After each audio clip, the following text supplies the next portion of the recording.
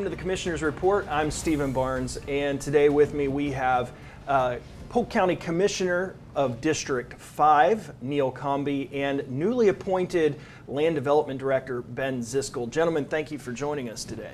Hey, thanks for having me. This is one I've been looking forward to. Yeah. Now, you've been at this game for a while, Commissioner Combee. Tell me a little bit about why land development is so important to local government. Well, it's important because the state tells us it's important, and we have to have a comp plan, and we have to abide by that plan and go through the proper process and procedure to get it adopted through the public hearings, which we did many, many years ago. And it's gotten to the point now recently, that's why I was looking forward to this particular segment of the Commissioner's Report, because I think it's really timely. And we've got a new land development director with Ben here. John Bodie was in that position for 8 years and was elevated to assistant county manager. And so we're about to make some changes. The board has been talking about the pace of development. The concern, and my concern, is that with a lot of the development that's taking place here, it's when it comes to single family, what's taking place to me is substandard. There's just not enough room for kids to play. There's not enough room to park cars, and I'm not liking the densities. And we've looked at ways to kind of change our code and looked at plan development, and that's where Ben's kind of coming in. At the same time, we're going to make these changes, so it's going to be interesting for him to get to kind of steer this for us along with other staff members. But I want to see changes. I know a lot of people want to see changes right now. I've had one guy refer to what's going on with the national home builders as gold rush development. And you know, my concern all along, especially with the national builders, and they make it harder on our local guys, but it's a free country, so I understand that. We just need to make sure that the rules that we have in place give us the product that we want. And right now, we're not getting the product that I want. And I know there's a lot of people that feel the same way that I do. This gold rush ideas that people are coming in from other parts of the country, when it's all said and done, when they get finished building, they're not going to be here. They can't see it from their house. So we need to, the commission I think needs to, you know, adopt some measures that kind of curtail some of the types of development we have. We recently, a week or two ago, I think it was Friday when we had our agenda session, found out that we were thinking 40-foot wide was the smallest lots that were being approved, and Mr. Bodie pulled up some 30-foot wide, and we're like, nobody even knew it. It was nothing that came before the board for approval. It made it through the plan development process, either at the staff level or the planning commission level. We want to take a little more control back, some of us. Yeah. And I think the mood is right to make changes, and now we've got Ben here. Looking forward to it, I'm sure. And I'd love to jump back into some of this actual details of some of the changes that you want to make. But first, I'd like to kind of talk to Ben. Mr. Ziskal, you new position here. Can you tell us a little bit about yourself? Kind of introduce yourself to our Polk County folks. Just moved here about three weeks ago into this new position. Looking forward to relocating my family up here. Midwest guy from Michigan, been in the state of Florida about 20 years now. Actually joined the Air Force right after college. 9/11 happened when I was in college, and I wanted to follow my family legacy of serving the Air Force. So I joined the Air Force and was relocated down to Homestead, Florida back in 2004. So I've been in Florida since then. Spent a lot of time in South Florida, and then most recently over in the Pinellas County, Manatee County area. Looking forward to moving up here, and I got 3 small kids, and we're in that parenting phase of raising the kids and trying to balance that career and personal life decisions. So excited to be here. Central Florida's got a lot to offer for me and my wife, as well as our kids. So the challenges of Polk County, as Commissioner Combee mentioned, are continuing to grow, and I think that's a statewide trend, really. Looking at the areas near the beaches, the urban dense communities that are built out, it just paves the way for these out-of-state developers or even local developers to move into the areas that have historically been rural and agricultural. And we're seeing those pressures in Manatee County, Pasco, Hillsborough, and certainly Polk County. So the tide has changed, and for land development, the challenges are even greater in counties like Polk. So it's going to be quite a venture for the next 10, 20, 30 years to manage that growth. Yeah, we're certainly a hotbed for transplants, and everybody's looking for housing. We know housing's an issue. It's a big problem all through the state of Florida, all over the country, really. So you had mentioned, Commissioner Combee, about the comprehensive plan. We know that the comprehensive plan is kind of the backbone of the guidelines, the book, as to how development is created here in Polk County.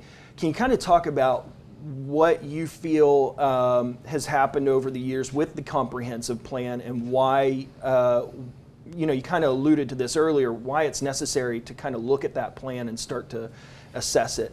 Yeah, I mean, the plan exists, obviously, to make sure that there's infrastructure in place to support development, that there's all those things that families need to, to have, quality of life, and whether it's in a city or whether it's in the unincorporated area. One of the things we've run into here recently, and the plan was developed back 20-something years ago, to give points to developers for doing certain things that may be added to back when the Polk development. County was not near the kind of influx of people. And so there's some thinking today that maybe some of these bonus points that are in there and available to people are no longer necessary and really don't make any sense 20-something years later. But what's happened to the county really in the last few years has to do with the greening, the fact that citrus is in such severe decline, and it creates all this opportunity for land. That being repurposed. Yeah, it's repurposed because there's no beneficial use when it comes to ag on it. I mean, citrus is one of the things that does really well on that ridge, and a lot of that was covered in citrus for a lot of years. It was great for the county, great for the the growers, great for everybody in that chain, the pack and haul, ship. But that's all gone away, and those folks are looking for some use for their property. And guess what? It makes really great, home sites. And so there's been a rush to those areas along the ridge, and it's certainly the opinion of some people that they're just really it. And the county doesn't have the kind of infrastructure we need to support, especially like parks and recreation. And we got these grandbabies, and all they want to do is play ball and and be outside, which is really good, and I'm happy that they do that. And we've got property. We live on a ranch, so they can go out and play in the cow pasture. A lot of people don't have that cow pasture, much less a park.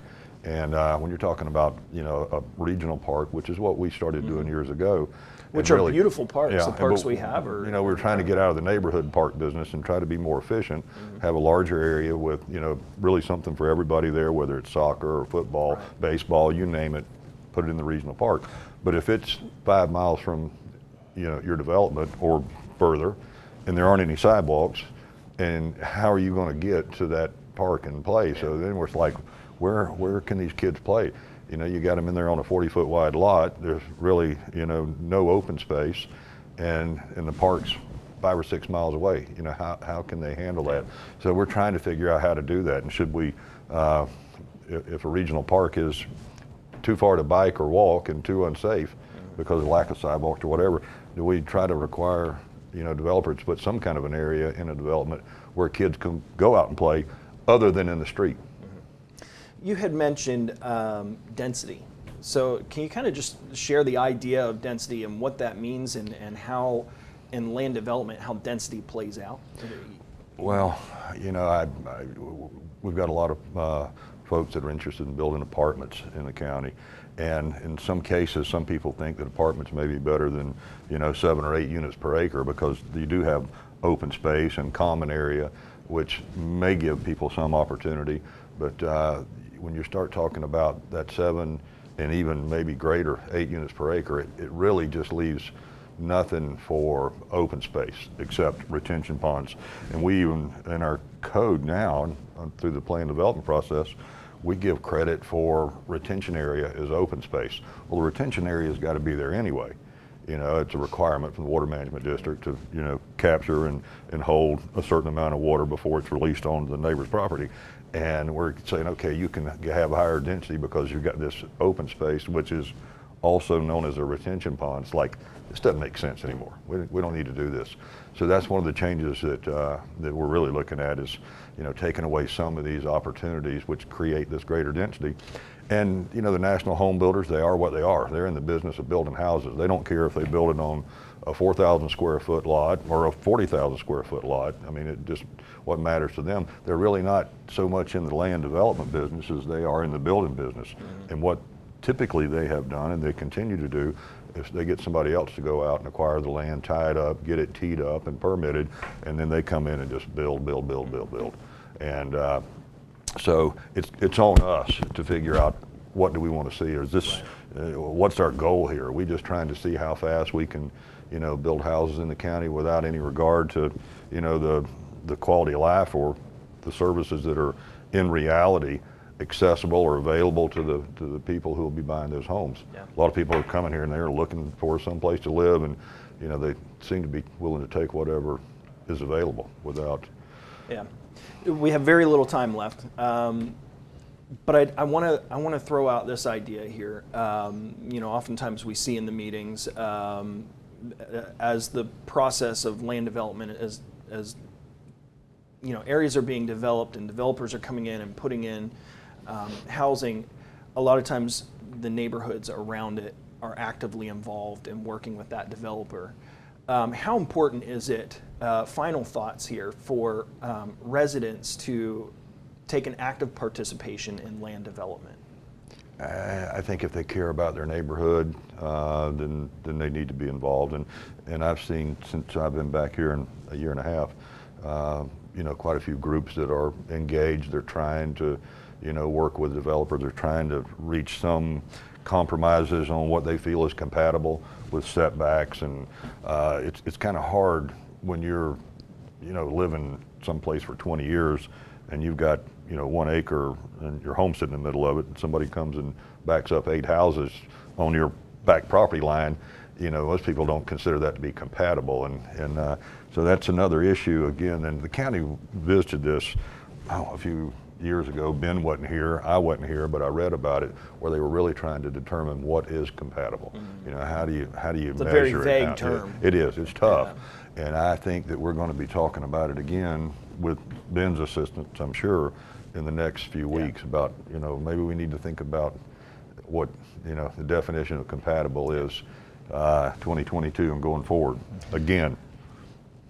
Yeah, I think this is definitely a subject that we could talk for hours on. I think between development and the infrastructure, the water needs that are coming into Polk County, but we'll have to cut it off at this for now and pick up on the conversation again. I hate to hog all the time here from Ben, but welcome aboard. Thanks. Thank you, gentlemen, for joining us today. Appreciate it. Thank you. And thank you for joining us for this episode of the Commissioner's Report. We'll see you again soon. Thank you for watching. For more information, go to polk-county.net.